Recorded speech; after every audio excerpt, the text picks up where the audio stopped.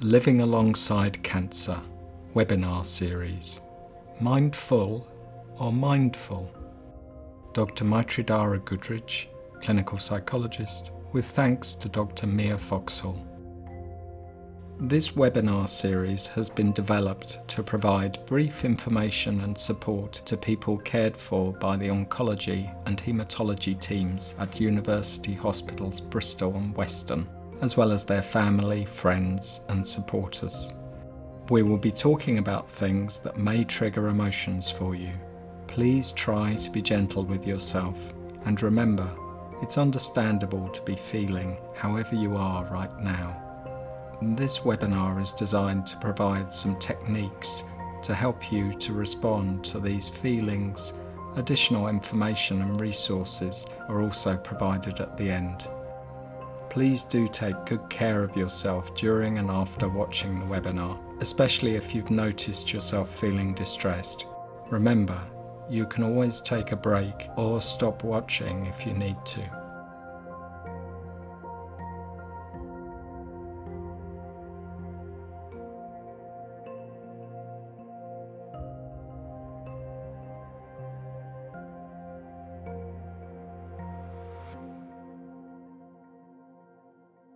Why does this feel so difficult?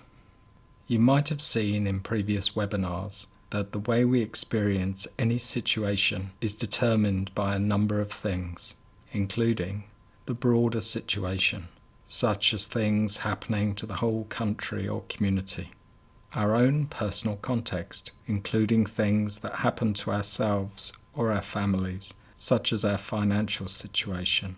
The broader context often influences this, but our personal context means we experience this in slightly different ways. The way our mind responds.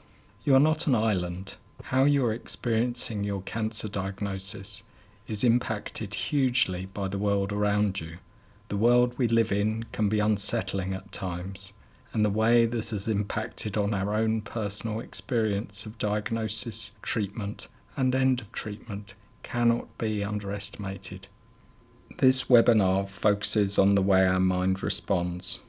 To help us understand how the normal and understandable ways the mind works affect how you live alongside cancer and whether there is anything we can do about this.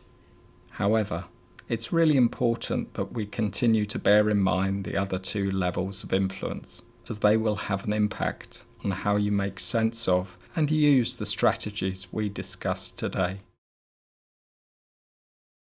Change is hard. Generally, as humans, we struggle with change. Change brings about a certain level of uncertainty. Sometimes in life, change brings about excitement and novelty. At other times, change can feel incredibly scary. The reason might be that uncertainty creates an urge to plan and prepare, so we know what is coming and can feel a little more in control. However, when we are in an uncertain situation, or when the problem we are facing is out of our control, there is very little problem solving we can do. Here what can happen is that our problem solving mind just creates more problems to fix, potentially a limitless amount, as the future could hold all sorts of changes. It doesn't help that as wonderful as our minds are at imagining, creating and learning, they are primed to look first and foremost for danger. So a lot of our imagined futures can sound like worst-case scenarios. In this situation, we can really see how the normal protective functions of the brain collide with the immeasurable change and uncertainty of cancer to create really tricky cycles of worry and uncertainty. The worries you hold are valid, but perhaps our brain's natural attempts to control or answer them are keeping you stuck. This webinar introduces the concept of mindfulness as a tool you might use in response to tricky cycles, if you wish. What mindfulness is and what mindfulness is not. Now, we should start with a disclaimer, as we are aware that mindfulness sometimes comes with a bit of baggage. If you Google image search mindfulness, you'll see lots of images like this one come up. which maybe tells us a bit about what people might expect. With this in mind, we thought we might start with what mindfulness is not. You do not have to sit cross-legged and chant Om to be mindful. Mindfulness can be achieved in lots of different ways, and meditation is just one of those. Mindfulness is not about emptying your mind completely. Your mind can't help but chatter away, and it's very difficult to stop this completely. Mindful is not about getting rid of tricky thoughts or feelings. Thoughts and feelings are a normal part of how our brain works, and it usually wouldn't be wise to get rid of them completely. Mindfulness is not always relaxing. Sometimes it can be a nice side effect, but relaxation is not the main aim of mindfulness. So what is mindfulness and how can it help? Mindfulness is best experienced firsthand. So before we jump into any further descriptions, let's have a short practice. This will take a couple of minutes, so adjust your posture for that time. I shall assume that you are sitting, though you can stand if you prefer. It may be helpful to uncross your legs and put down anything you are holding, and perhaps rest your hands on your legs or in your lap. Everything I say is an invitation, so if some instruction feels unwelcome or uncomfortable, you do not need to follow it. This goes for any of the exercises we go through today. Only do what feels comfortable for you. It's helpful to lower or soften your gaze. If you like, you can lightly close your eyes. Now, bring your attention to your feet, noticing the sensations of your soles on the ground, sensing into what you can feel. Perhaps noticing how your feet are in this moment, whether that's in socks, shoes, or bare feet. Don't worry if you aren't feeling much, just try to keep your attention in that area. How is their temperature? Are there any sensations where your feet make stronger contact with the ground?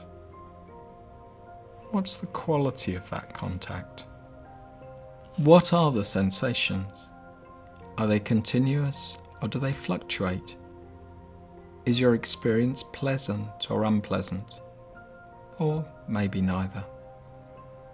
Starting to sense into your toes. Seeing if you can feel each of your toes in turn. Again, don't worry if you can't. It's just about bringing our attention to our experience. Broaden out your attention, noticing the whole of your feet, and then broadening out the whole of your body. Then raising your gaze and opening your eyes. How did you find that? Was it easy to keep your attention? Was your mind quiet, or did you have thoughts as you paid attention to your feet? There's no right or wrong in this. It's about starting to notice a little more of what is going on in our mind when we start to pay more attention. Noticing without judgment. So what is mindfulness, and how can it help with tricky thoughts and feelings? Using mindfulness is not a way of trying to change the situation. It's not about getting rid of these thoughts and feelings themselves. Instead, mindfulness is about noticing what is happening in this moment without judgment. This might be noticing what's happening around us or what's happening inside our heads, including the way our mind chatters away or the feelings that might crop up. It's a way of training our attention to come back when we'd like it to. Mindfulness doesn't aim to change the content of our thoughts and feelings when they show up. Rather, the aim is to change how we respond when they do. So, mindfulness helps us to pull the worry cycles into our mind's eye so we can notice what is happening in our experience.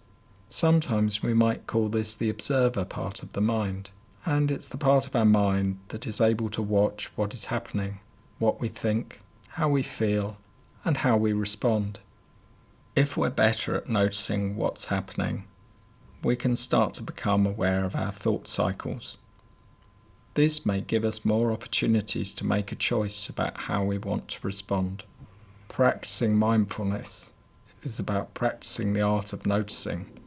However, mindfulness is about a particular kind of noticing without judgment.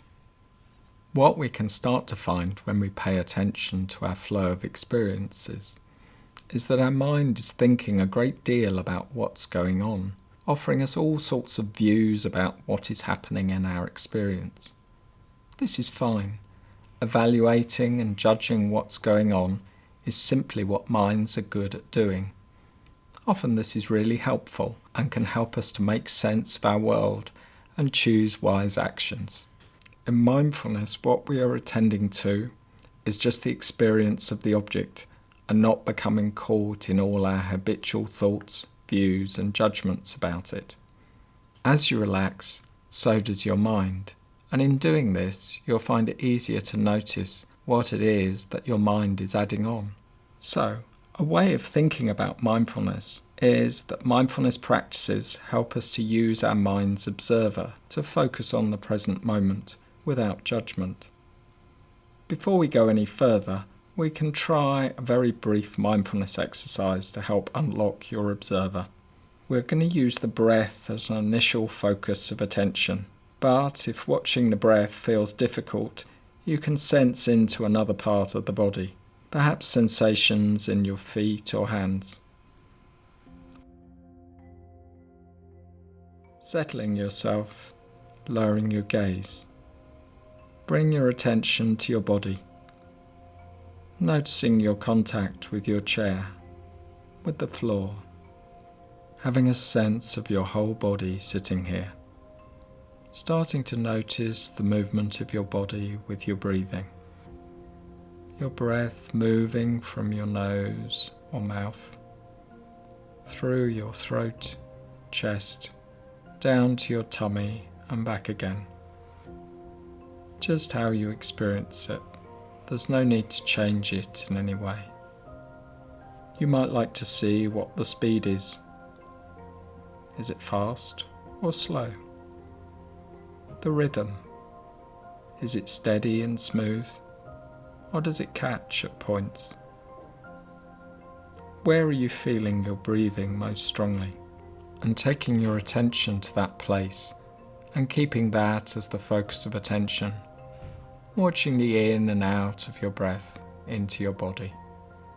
This is your observer.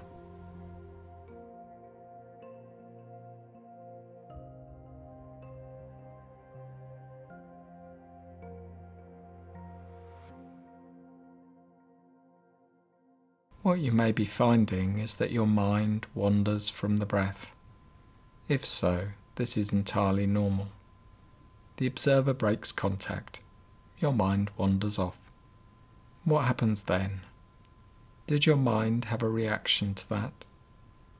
It may have been an emotion, anxiety, perhaps, maybe relief, maybe something else. There may also have been a thought, a judgment. Perhaps, is this right? I should be paying attention to the breath. What's supposed to happen? This is boring. What's the point? How will this help with my worry? Or your thinking may be more positive. I'm enjoying this. There's nothing I need to do. I could do this all day. There's no right or wrong here. It's simply noting what your mind is adding in, the judgment. Each time you notice that your mind has wandered off to your shopping list, your holidays, your pain, your thoughts about how well you are doing at mindfulness, you simply bring it back to the breath. With practice, mindfulness becomes a more intuitive way of responding. We become more familiar with noticing when we are distracted, perhaps lost in thought about the future or the past, and are better able to bring ourselves back to the present. Our minds are naturally busy. If you just pause for 30 seconds, notice how many different thoughts might run through your mind. Mindfulness is a practice which hones your attentional skills, and its invitation is, each time you notice that your mind has wandered, bring your focus back to the thing that you want to pay attention to in this moment. This is sometimes termed the anchor. It may be your breathing, other sensations in your body, your thoughts, or even aspects of the world around you, such as sounds, smells, the movement of a tree and the wind. Each time you do that, you become a little more used to noticing when your mind has moved away from the present moment. And with that comes a choice to bring it back. We can liken mindfulness practice to learning to swim. First, no one learns to swim in a crisis. This is when you need a lifeboat. When you first start out, it's tricky, and there can feel like a lot of disconnected parts to learn. So, most people find it easiest to learn in a safe place, with lots of support, perhaps some guidance from someone who knows how. For example, you may learn to swim in the shallow end with an instructor and floats. Ultimately, both require a lot of practice in as safe an environment as possible until they become second nature. And then, when the skills are most needed, they come in naturally. That's not to say it will always happen this way, but once the practice is in motion, it makes it much easier. Now, we recognise that now may feel like an extremely difficult time to start learning mindfulness. What we'd recommend is taking it slowly. Perhaps find a space in your day when you feel reasonably calm and won't be interrupted, and then just trying out what you feel comfortable with. This could mean finding a part of your home where you feel secure, or making a bit of a quiet time in the day, or trying out some mindfulness exercises with someone you trust. Perhaps trying something short, say up to 5 minutes, for a week or so, before building up to a slightly longer practice, but only if you feel comfortable, just like if you were learning to swim. And also, it's important to be responsive to how you're feeling. If you're particularly tired or feeling fragile, it may be kinder to do something that supports you. For instance, you might simply bring awareness to drinking a cup of tea, or noticing the process of getting yourself comfortable on the sofa. Potentially it can all be done with an awareness. This is practicing mindfulness. Using your senses. A great place to start with mindfulness is by using your senses. For example, stop right now and notice what you can see, and then what you can hear, what you can touch, maybe your contact with the floor or your breathing, what you can smell, and what you can taste. Perhaps you're noticing just how often your mind is on another subject, and maybe just how much you can miss in the moment when this happens. You can bring more awareness to any activity you do by bringing more attention to your senses, whether that's washing up, having a shower, looking out of the window. If you're a parent supporting a child, helping them to get in touch with their senses can be a really helpful way of practicing mindfulness, even from a young age. You can ask them to notice things they can see, adding in a describing word for each. You could draw their attention to their senses during any usual daily activity. Or maybe some children might prefer to have a particular sensory box with all the tastes, smells, sounds, sights, and textures they find soothing. In fact, why stop at childhood? Many things that support children are pleasurable activities we can still use as adults. If you feel you might benefit from some more guidance around mindfulness practice, you may find it helpful to access some mindfulness teaching. There are a few ways you can do this. Apps can provide mindfulness teaching direct to your phone. Headspace and Smiling Mind are two great examples that offer structured and guided mindfulness practices for adults and children. You can also find lots of free mindfulness exercises on YouTube for adults, children and young people. Mindfulness courses might also be helpful. In Bristol, some mindfulness courses are run specifically for people with cancer, and some for their supporters. It might be worth keeping up to date with places like Penny Bron, National Centre for Integrative Medicine, and Off the Record for younger people, who might have more information about courses available in the future. If you or someone you support is a patient of Bristol Haematology and Oncology Centre, or the oncology teams at Bristol Royal Hospital for Children or Western Hospital, you can contact your clinical nurse specialist or Macmillan support worker team. Whether you're a patient, supporter or member of the general public, you can also access our wellbeing toolkits with advice about how to navigate well-being alongside a health condition. Anyone can access our handy wellbeing toolkits, designed to help navigate well-being alongside a health condition. We have toolkits specifically for adults, children, teenagers and parents, and the range of topics is as broad as managing stress and worry, dealing with pain, preparing to come into hospital, and talking to friends or children about illness. We hope that this webinar has not caused you any distress, but if you feel ongoingly upset after watching and carrying out any of the suggested practices, we'd suggest that you don't continue these, at least until you have discussed the situation with a health professional, such as your GP. If you do think that some extra emotional support would be useful, it makes sense to start with your healthcare team to see what your local service offers, or by making use of some of our local and national charities. Additionally, we know that connecting with people who understand, perhaps speaking with others who've been through similar experiences, can provide a really useful source of support, often in ways that professionals cannot. If you are in a state of crisis, feel at risk of harm, and in need of some immediate support, please make contact with your local crisis service by ringing the NHS line 111 and selecting option 2 for mental health crisis. For other immediate support, you can contact Samaritans on 116 123 or text SHOUT on 85258. Both services can offer a listening ear at a time of need.